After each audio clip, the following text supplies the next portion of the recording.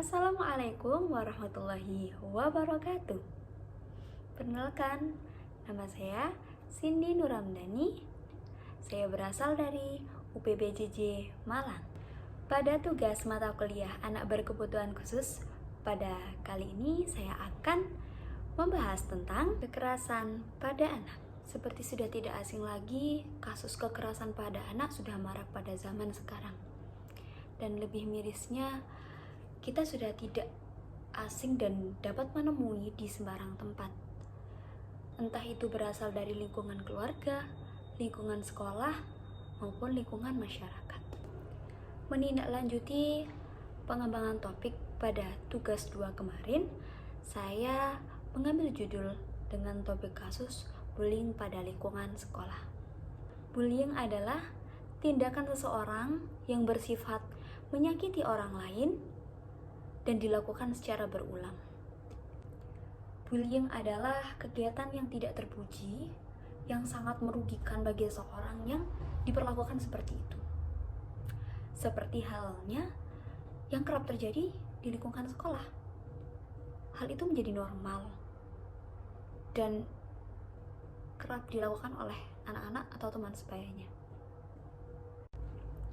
Terdapat 3 unsur bullying, yaitu yang bersifat menyerang atau agresif, dan yang kedua dilakukan secara berulang kali.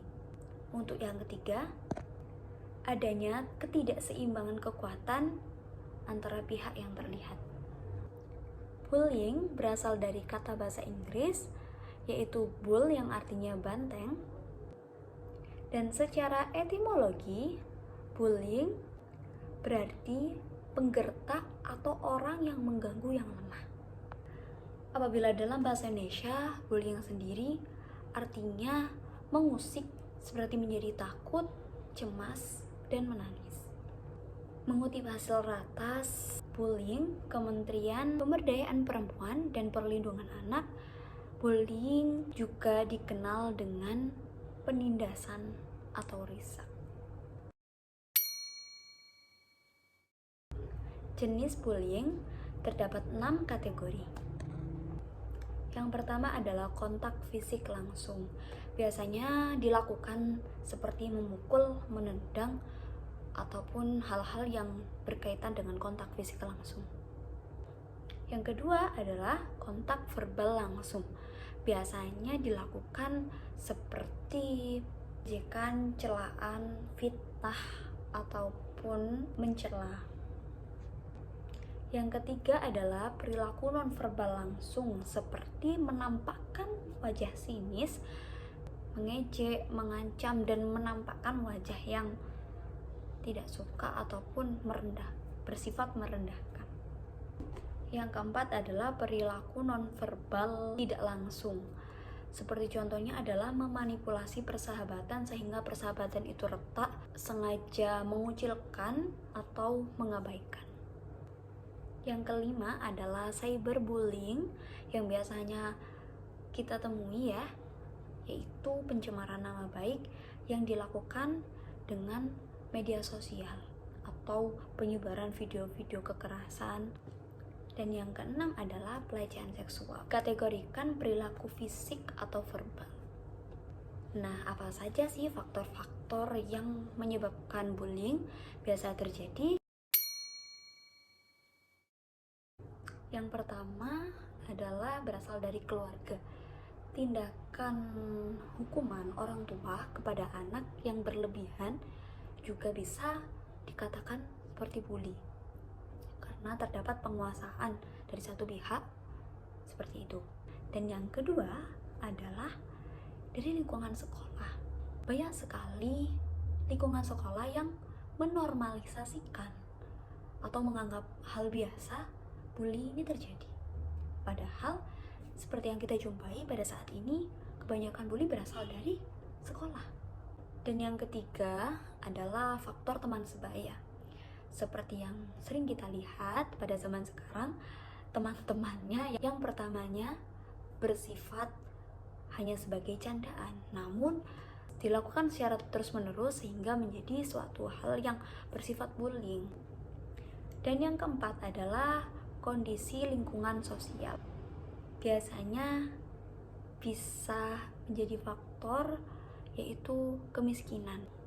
Dan yang kelima adalah tayangan televisi dan media cetak. Terkadang banyak sekali ya yang kita lihat itu adalah parodi yang menirukan gerakan ataupun kata-kata dari seseorang yang menjadi bahan ejekan ataupun bahan candaan.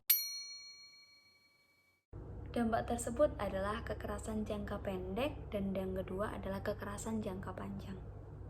Yang biasa kita dapati dari dampak bullying sendiri, untuk indikator fisiknya, yakni sang anak sering mengeluh kesakitan atau memar pada bagian-bagian tertentu dengan alasan yang tidak masuk akal. Berubahnya pola makan ataupun baju yang sobek itu adalah termasuk indikator fisik. Dan dampaknya untuk jangka pendek seperti luka ataupun nyeri, memar yang dirasakan pada tubuhnya. Yang kedua adalah indikator perilaku, seperti anak menolak untuk pergi ke sekolah atau kehilangan uang atau barang dengan alasan yang tidak masuk akal. Terlihat murung, sedih, dan menghabiskan waktu untuk sendiri.